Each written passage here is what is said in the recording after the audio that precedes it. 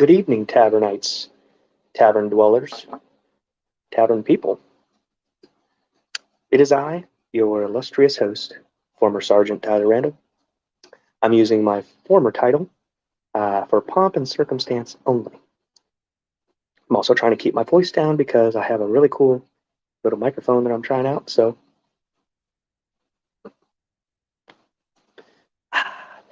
decided to come out here and smoke a cigar with y'all and drink some of my non-alcoholic Lagunitas.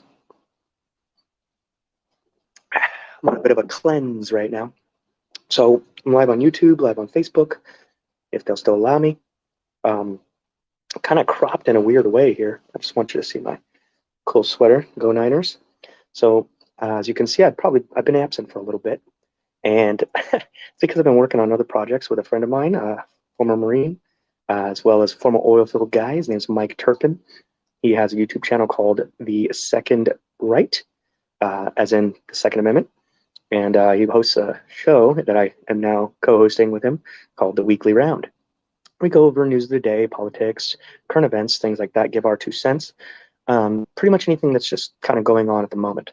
And when I get those juices flowing, I really wanted to keep going. And he was a little bit tired, not his fault. We usually do 1 or 2 episodes, and he splices them together. And so got done with that, and I figured I'd come outside, smoke a cigar. The wife is listening to her audiobooks inside. I didn't want to bother her. So come out here and say hello to y'all. So probably in the description below, I have a couple of examples of Michael and myself going back and forth on veterans issues. Specifically, he was doing a Veterans Day series, and so for the first 11 days of November, he went and interviewed 11 different veterans that are in his circle, talking about everything from, the big issues of suicide, VA, reacclimation, PTSD, things like that. That are just veteran specific, and also branching out family, life, church, things like that. And I figured since I had this creative kind of thing going on, I'd kind of recap some of the things we went over in the episode that's going to premiere tomorrow, because the world be crazy right now. Okay, so feel free to comment. I can see all your comments right here, and I'll answer them in turn. If you have any questions, let me know. Also, if you like the kind of content that I'm going to be putting out here in the future, go ahead and share it just with one of your normie friends. One friend that doesn't know me, maybe you'll come to love or hate me, or you can block me, whatever. I don't care. This is my 6th profile account. I don't care. So let's talk about. And for those of you that are worried about it being 37 degrees outside in Nashville, I have this awesome industrial heat tree that I got at Costco. So keep it nice and toasty. Let's talk about Atlanta. Atlanta's on fire right now. Well, at least cop cars are. Why is that? Down and dirty, if you haven't been watching the news, a professional activist was pulled over by some state troopers. He shot at those troopers, and then the state troopers shot back. And I think they killed him. I don't really know because it doesn't matter, because all that matters is the aftermath. The only thing that matters is the riot. Okay, it's on behalf of social justice, which if you have to put something as a multiplier onto justice, then it's not justice at all. Just that's how words work. Sorry. So they went out there. When I say they, I mean Antifa and a bunch of other radical Marxist groups, got together. They're all from out of town, from Huntsville, from Memphis, from Knoxville. Anywhere there's a university, basically. If there's a university, chances are that's where they came from.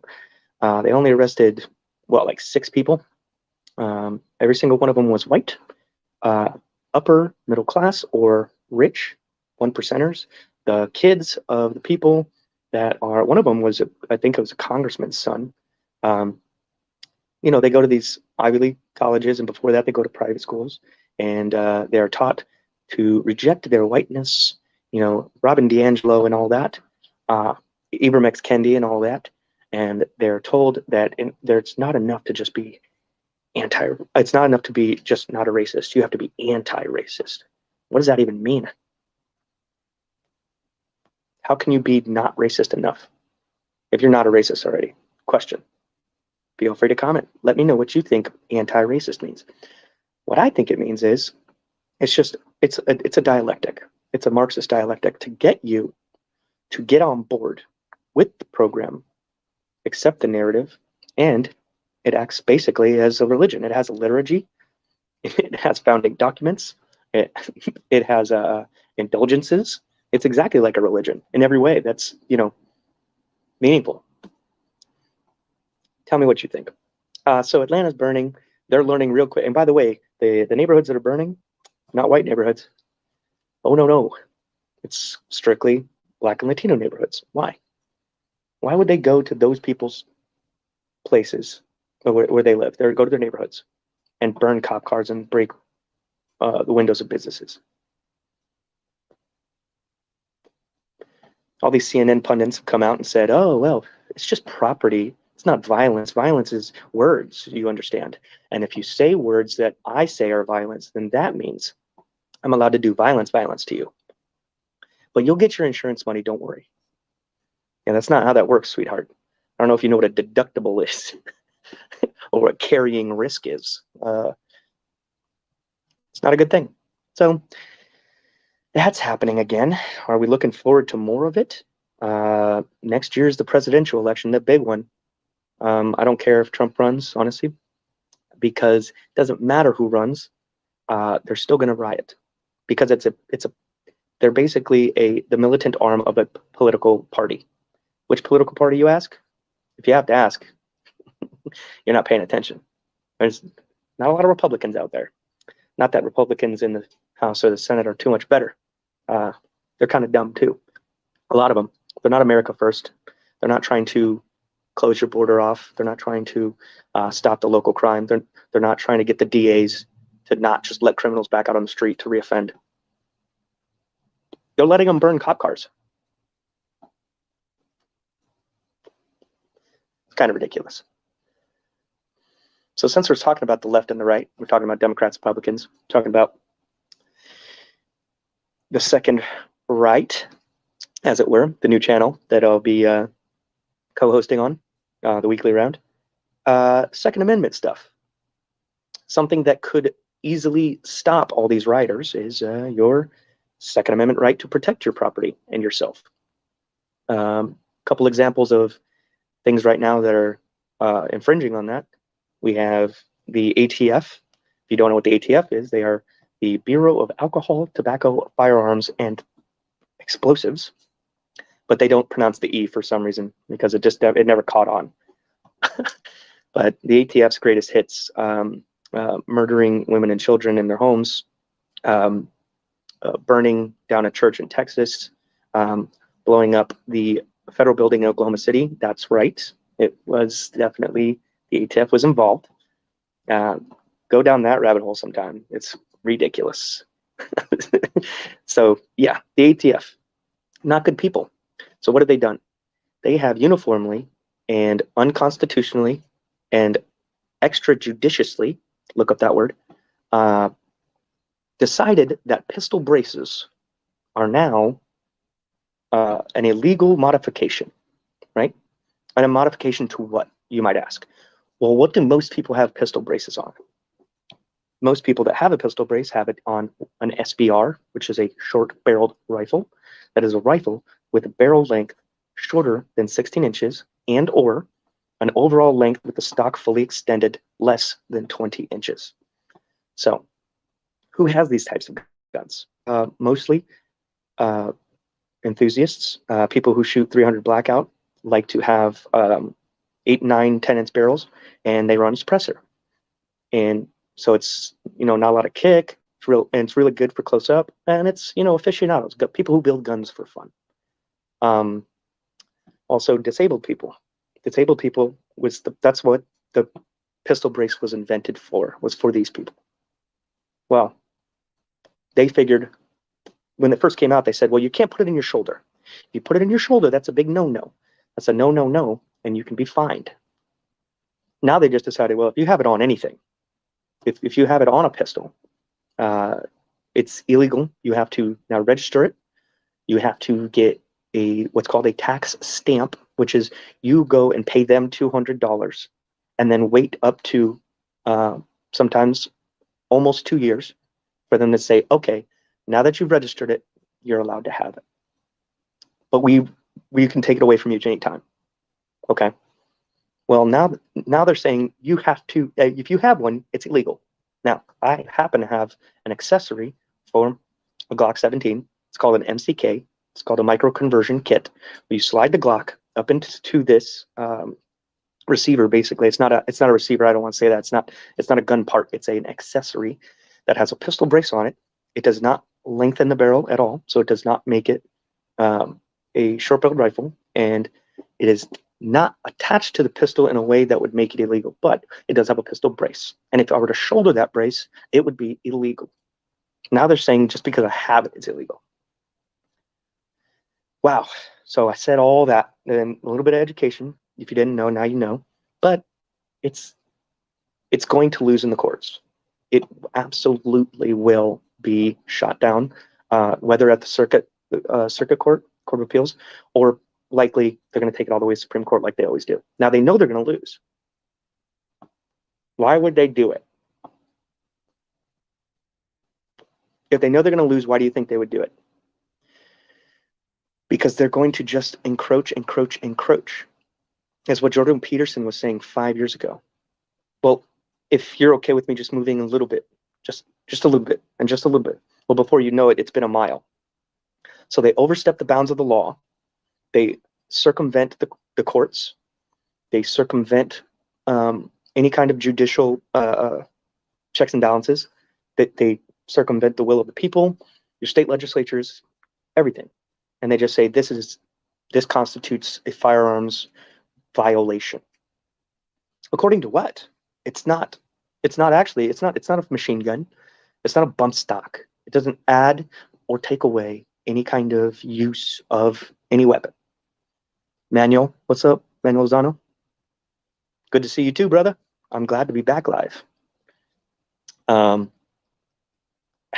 sorry I got off track, but it doesn't do anything to anybody, and it only hurts law-abiding citizens. Because you know who doesn't have pistol braces? Gangbangers. They're not rolling out there with their sweet, Palmetto State 300 blackout. They're not running out there with their Daniel Defense. You know what I'm saying? They're not at the gun range showing off their really cool gear, target practicing, plinking. No. This only harms you and me. People who do go to the gun range. People who do shoot competitively. People who do shoot recreationally. It's taking something away from you because they can, because they want to. Why? In the state of New York, you have to get a background check to buy ammo. California too. Why? Because it makes it harder for you to eventually to stop them from taking away your freedom. And I know that sounds like a big, I'm calling for civil war, or I'm calling for militias. No, I'm calling, what I'm saying is, this is the baby step that they're taking to get a revolver out of the hand of a single mother who lives in a bad neighborhood. This is the inch towards that, the eking of authoritarianism. And if you disagree with me, please correct me. If you think you're correct, let me know in the comments. I'm happy to debate. It's dumbfounding. Like, also on top of that, there's another issue in Colorado. The state is likely going to pass, like, extrajudicially, they're going to pass a law saying we're going to ban assault weapons. But what do they mean by assault weapons? They define it as semi-automatic weapons. In case you don't know too much about guns, that's almost all guns. That's everything except for a lever-action rifle or a pump-action shotgun or a revolver. A pistol, just a regular Glock 17, 19, Glock 22, whatever you got. That's a semi-automatic assault weapon, right?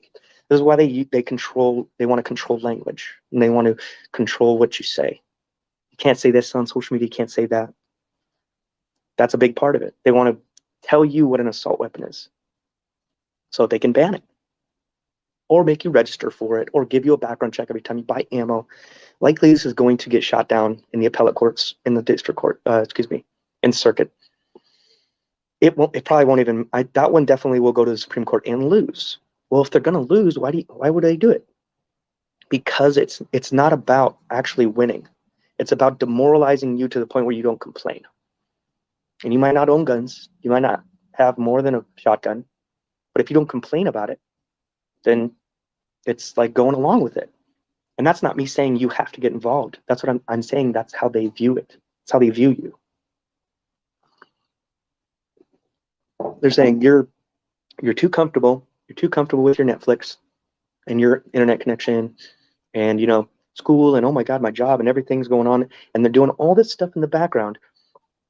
And I can sympathize. Maybe you don't have time to keep up with this kind of stuff. Okay, well, I do. And that's why I'm telling you. I'm letting you know. Shit's getting weird.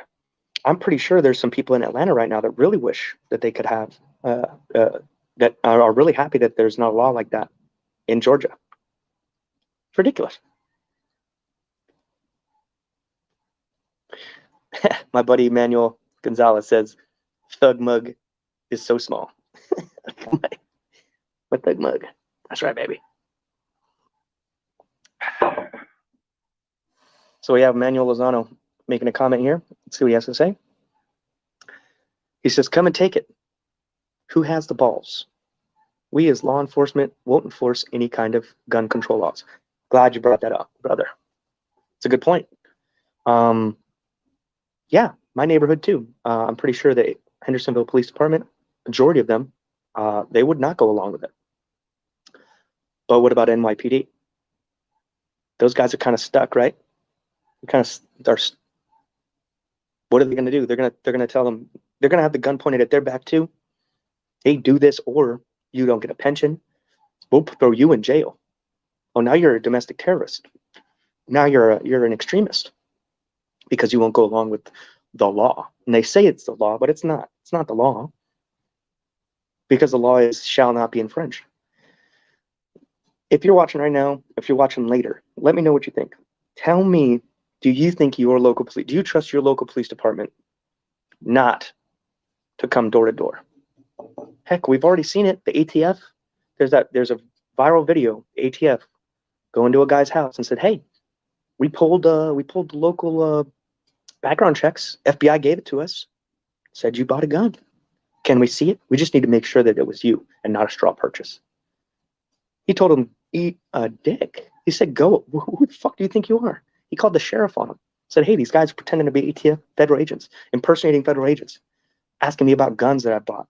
They're not, background checks are not meant to be a registry, but more and more they're marching it towards that. They're using it for, they're piggybacking on a process that already exists and using it for something that's not meant to be used for, so that they can have a de facto gun registry. Think about it. Do you know how many guns are sold every year? Millions. If you can go to the FBI's background check, you can see how many background checks were made. Now, that's not necessarily how many guns were sold because you can do multiple guns per background check. But let's just say it's one per background check, when statistically it's probably more, because a lot of people don't go to the gun store every day or maybe even once a year. So you're buying multiple things multiple times. Even if it's only one, the amount of guns that exist right now is so staggering that the amount of shootings that happen that are not suicides, that are not crime related, that are not lawful uses of force, that are not, gangs, is minuscule. The correlation between how many guns are sold every year and the amount of violence that is done with guns is so staggeringly small that it's not even worth mentioning to say more guns equals more crime. No, actually, every single study that has ever been done, every metadata study that has ever been done, it shows when there is more guns present by private ownership, legally, there is less crime, period. And if you disagree with me, please comment and let me know. Both guys watching are named Manuel. That's right, baby. We got the Mannies up in here. Lozano says it starts with them. Just leave. See how long they last without police. Very good point. So here we go. You bring up a very good point. I was listening to somebody speak on this the other day, and they said, you know what? His is a hot take, and I know it's a thought experiment, but he goes, I hope they do make all guns illegal, because then if they do, there's no reason to have an ATF. You know why? Because all guns are illegal. If they catch you with one, then you're going to jail. But as a side effect of that, anybody's house that ever gets broken into, you think they're going to call the cops? Hell no, because they're going to find my shotgun, they're going to find my AR-15, they're going to find my pistol. So they're going to kill them. They're going to go dig a ditch somewhere. They're going to get rid of the body. Everybody's seen enough CSI. They know 70% of murders already go unsolved. Okay, especially if there's no familiar connection between the victim and the assailant. Those crimes don't get solved. So you're basically just gonna it'll basically turn almost all violent crime on its head, because nobody's going to stick around to call the cops. You're basically going to create a lawless state where anybody that tries to mug you, bang, bang, bang, drive away. Anybody see anything? Nope. No, we didn't. Sorry. No, nobody saw nothing. That might be worth a shot. That might be worth a shot, because I guarantee you the people of Colorado aren't going to go give up their guns. Here's the thing. And if they can't prove that they owned it before the grace period, and by the way, they don't say in the law, in the Colorado law, what proof is.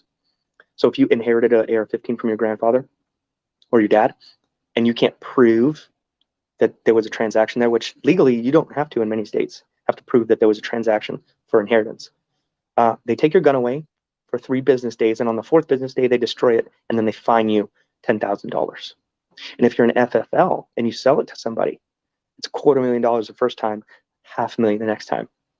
They're going to put gun dealers out of business. That's the point. Now, my wife asked me a very interesting question. I was telling her about all this, and she goes, why doesn't the gun manufacturers lobby, our state representatives or our federal representatives to not go along with this bullshit? And I have a very easy answer. Because it's kryptonite. There's not a single Democrat that would take money from a gun lobby. Not one. Okay. So let's put that aside. A Republican that does. Well, now, anytime there's a mass shooting, they're like, you take money from gun lobby, as if they're taking money from Guns Incorporated, right? The second problem is the NRA is massively corrupt. They've been infiltrated by leftists and rhinos. And so they've been slowly but surely getting rotted out from the inside, just like our education institutions. And basically, and also the people at the top, just Republican or Democrat, whoever they are, they've been stealing money. They've been embezzling for a decade. So we see new institutions like USCCA, the United States Concealed Carry Association. We see NAGR, National Association for Gun Rights. These organizations are growing massively. People are jumping ship from the NRA. It's FUDs. It's old guys who they bought the lifetime and they're card carrying members, and there's really no way to get them off the books. Kind of like a voter roll. Throwing a little shade. Yes, that's right. So the NRA is done. They're useless. They're a shell. What we need to do is if you're people like us, like the Mannies, like Gonzalez, like Lozano, we need law enforcement. We need first responders, veterans. We're the ones that need to kind of be the stewards in our community. This is where we come to solutions, right? We need to be the stewards of our community. We need to be the ones teaching people how to shoot. Like I do in my neighborhood, I've taught several people, taking them to the range, sat them down, gone over classes, how to handle a weapon. What's the cycle of operations? How does it work? What does it do? Then you take them to the range and show them what it can do and what it can do in their hands. Breeding confidence and competence. Because it's a tool. A gun is a tool, fundamentally. And if you can breed competence and confidence in those with regular people, with your neighbors, by the way, people who are from places like California, they never touched a gun before. My friend Angelo, I've spoke about him before. He's a better shot than I am now. He's natural, but he's natural. He would have never known that he would be good at shooting guns if he'd stayed in California. He would have never been able to buy one. He'd have to get a background check just to buy some 9mm. You know what I'm saying? That's It's ridiculous.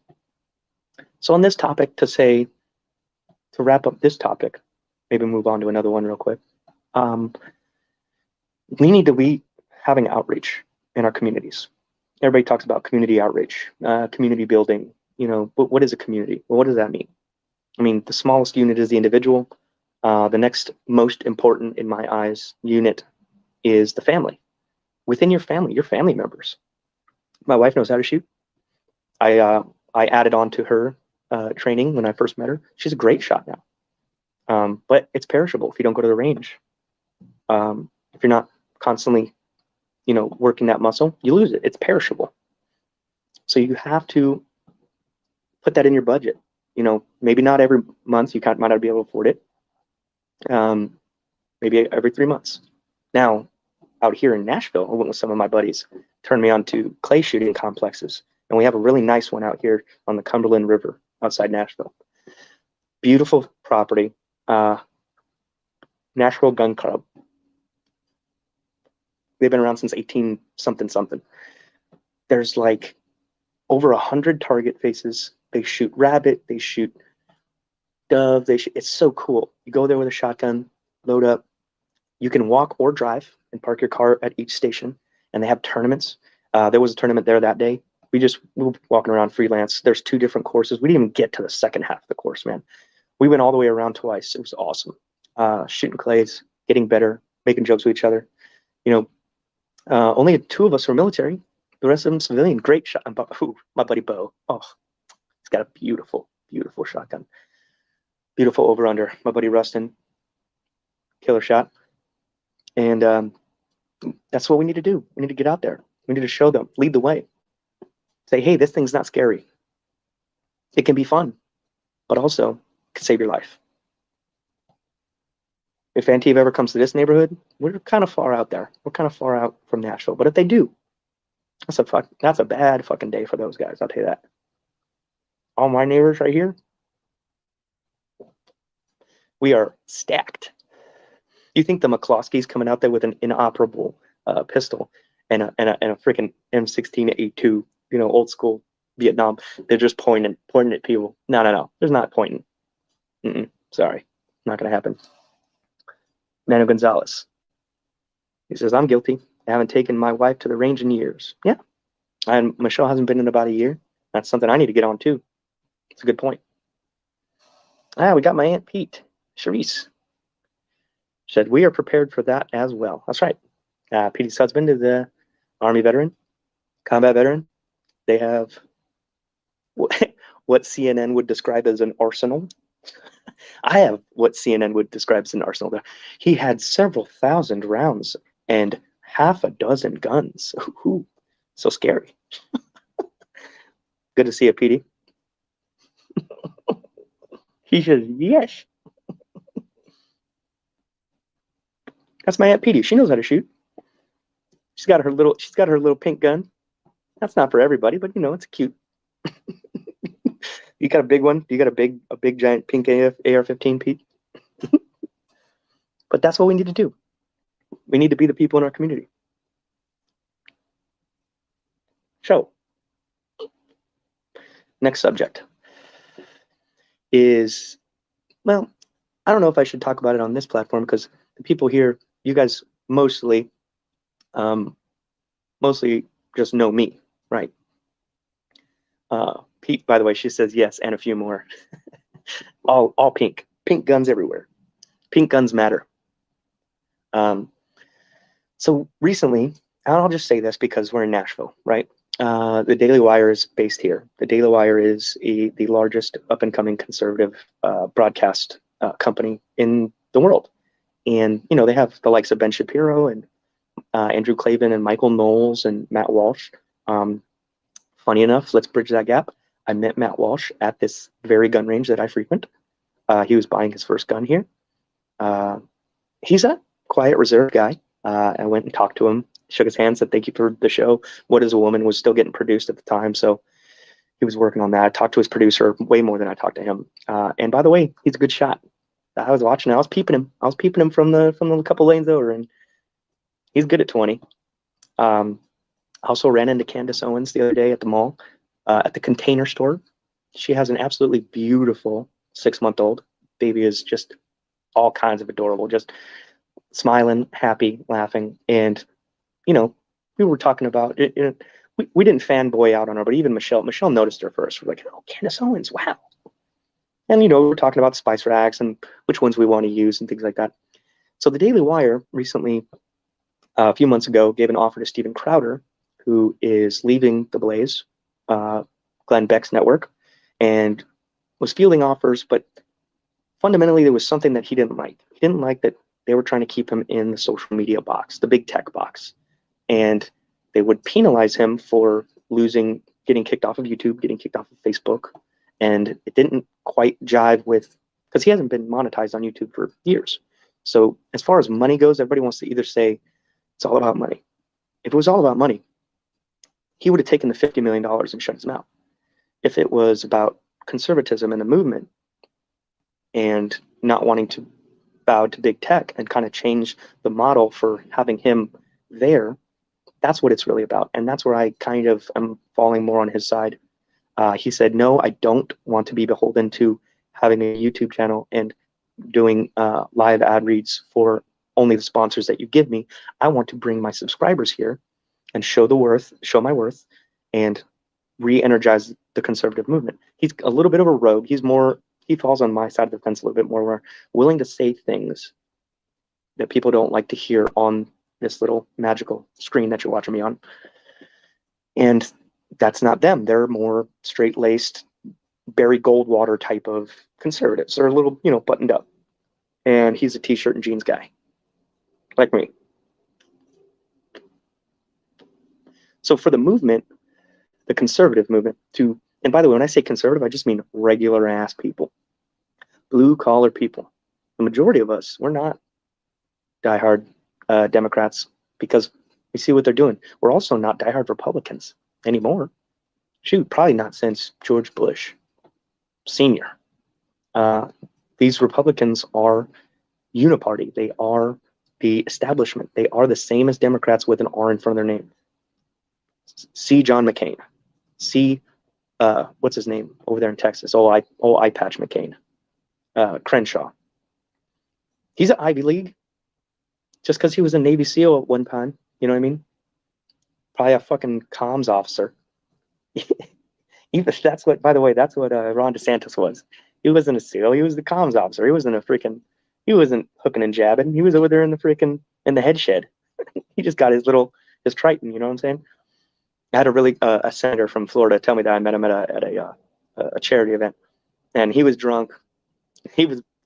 I was getting there. He's like, oh, DeSantis, that guy. He took over DeSantis' district. For the life of me, can't remember his name right now. But he was like, oh, that guy was a comm officer. He was in blah, blah, blah. Anyway, so when we're talking about the conservative space, talking to each other on this platform, YouTube, Facebook, whatever, probably going to set up a Rumble account eventually. Just communicating news of the day, talking about what our opinions are on it, and how we can fortify ourselves against outside political movements taking away what our rights are. That's what the schism is. I still like the guys at the Daily Wire. They're very much focused on national issues, Washington, a little bit of culture stuff. That's what Crowder thrives on, is the culture, the trans kid stuff. Now, that's not to say that Daily Wire is not doing good stuff in there too. Matt Walsh specifically got the transgender pediatric unit shut down here at Vanderbilt. Great. We're passing a law. The governor's on our side on that one. Bill Lee here in Tennessee, shutting it down. No trans kids. You know why? Because it's Munchausen syndrome by proxy. It's parents brainwashing their kids to be trans, period. Because they don't procreate, they only recruit. And that's a fact. And if you think I'm a bigot for saying that, you are allowed to call me that, but it doesn't change the fact that I'm right. Sorry. And that's how I feel about it. It's not even how I feel about it. That's what I know. It's the truth. Don't be scared to say the truth, Tyler. Don't soften it. Don't backpedal. It's the truth.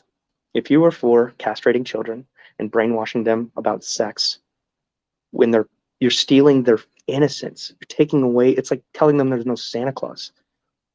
Except that's worse. You're telling them they are Santa Claus, and they can be magical unicorn rainbows or whatever. It's stupid. Thomas, my buddy Thomas Ragsdale, tanker, army guy. Bro, we just need to start over with this whole system. Good point.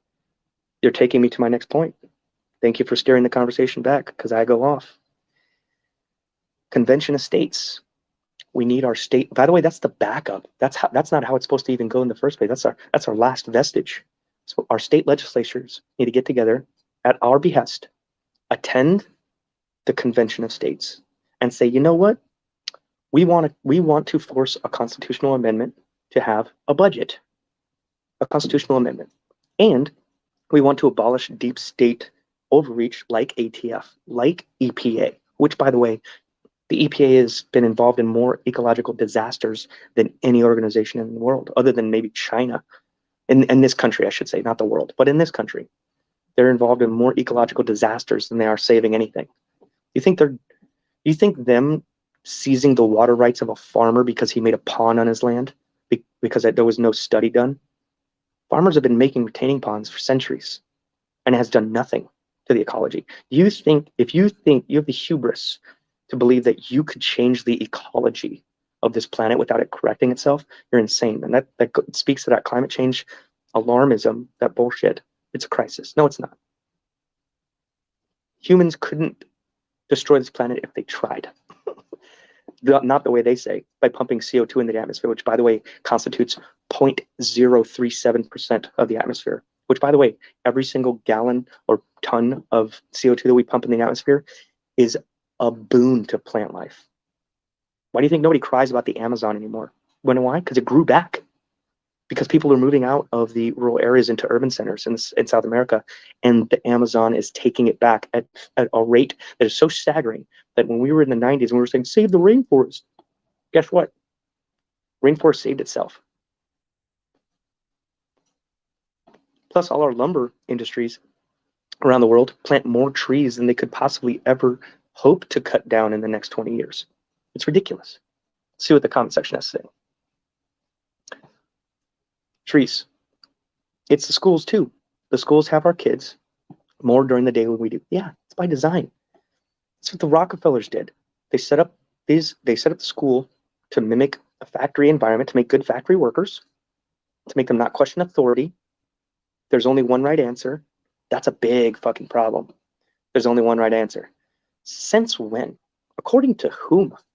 When have you ever come up as an adult on a problem and there's only been one right answer? Or shoot, even one wrong answer. I guarantee you there's more wrong answers than right answers.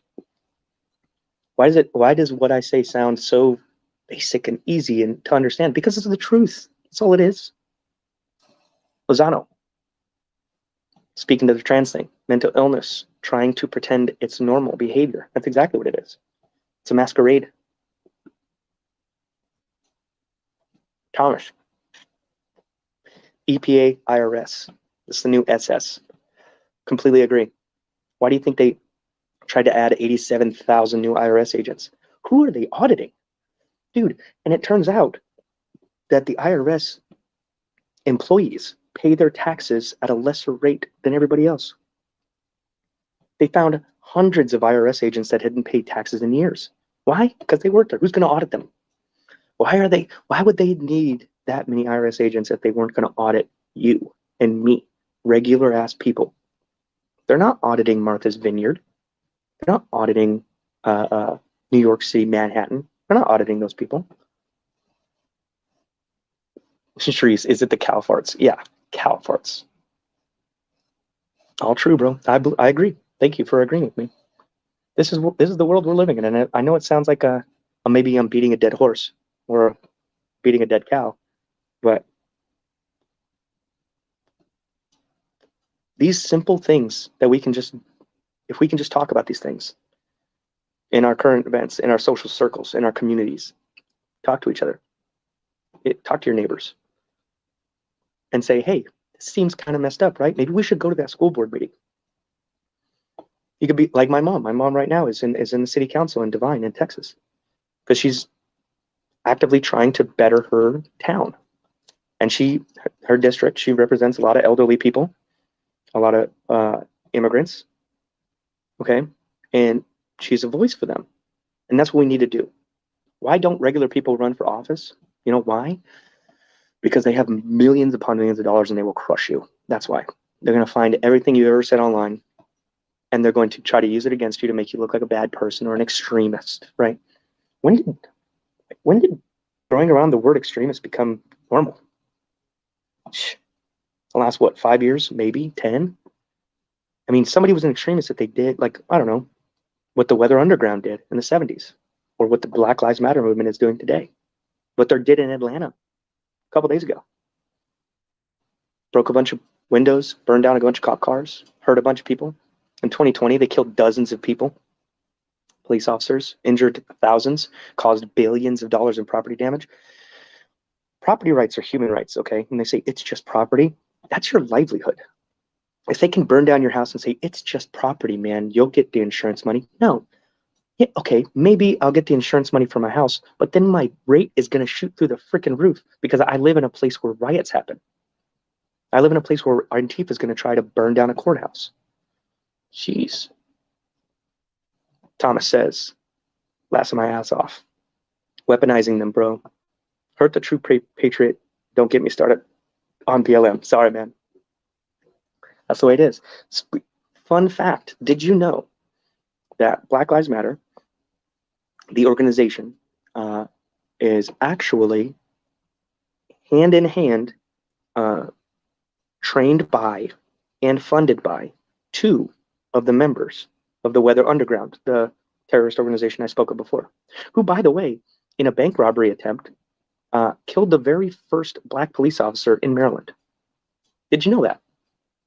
I thought, then they were for racial justice. You know what I'm saying?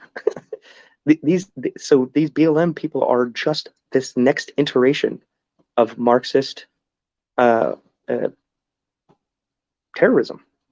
That's what it is. It's ideological terrorism. Except Paulo Freire. Look up Paulo Freire and what he did for schools.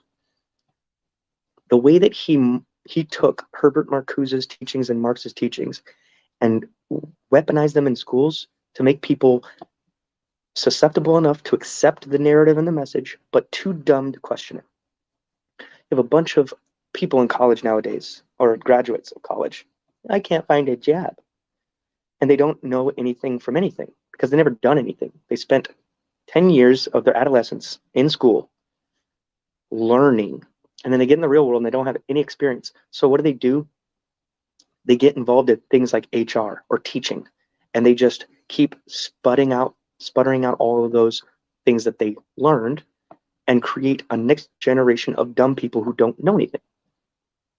The best thing I ever did was fail school. But thanks to George Bush, No Child Left Behind, I graduated with an F average.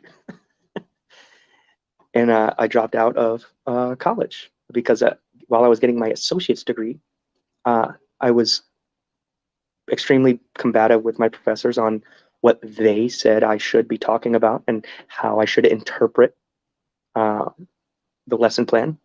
Why? If you know more than me, you should just easily be able to debunk what I say. But they didn't, and they just don't like my point of view. So I said, fine, you know what? I'm going to quit. I'm going to pursue other ventures down the road, different certificates that I can get that are going to be more useful. I thought, okay, I'll just skate by. I'll just let it happen. Just do what I'm going to just try to. No, can't skate by. Not even online.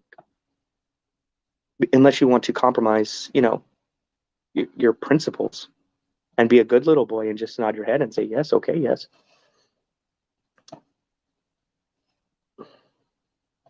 Need to get an audit? No.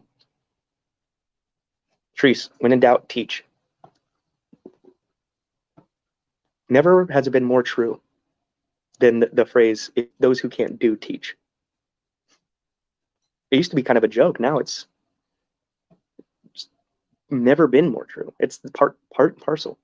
So people like us, the 4 or 5 people that have just been talking right now, we need to be teaching our kids outside of school. That's what my grandfather did. He'd be like, that's BS. And he would just, say his opinion. And then I would go and try to independently, in today's terms, fact check what he would say. And I'd find that more times than not, there was more truth in what my grandfather was telling me from his personal experience than what a textbook said. or what the news said. You know, yeah, we were a Fox News household at the time when Fox News was actually a conservative news outlet. Now, other than maybe Tucker Carlson, um, even Sean Hannity is a mouthpiece for the CIA and the deep state. I mean, that's all he did. Oh, we got to get McCarthy in there. Blah, blah, blah. Why? Yeah, okay, McCarthy might do some good things that I like, but he's not going to be a good Speaker of the House. And I mean, that's for another day. But it it's it just goes back to saying the people that are in charge are dumb, and why do we let them be in charge of us? The world is flat, and you can't tell me otherwise. Dude, I love the trolling. You guys know me. I'm a troll. I love being a contrarian, but part of being a contrarian and being a troll is making them prove you wrong. That's why I love telling my opinion. I love arguing because I come from a position of I'm just going to tell the truth, and you have to disprove me. It's the greatest thing ever. Now, as a philosophical exercise, you have like the Oxford Union, where they'll go and take the pro or the con of a side and try to rationalize it. Okay, that's one thing. The other thing is we need to just be telling the truth to each other, man. That's what it is. I've talked myself into a circle here, covered some current events, um, maybe opened your eyes to some Second Amendment issues that you didn't know were happening. Uh, by the way, I'm going to cite my source on this is the Epic Times. It's a great newspaper, just facts, no malarkey, no malarkey, no punditry really. They do have an opinion section, but it's actually very cheap. I think it's like $14 a month, and you can actually get a physical newspaper from them, which is really cool.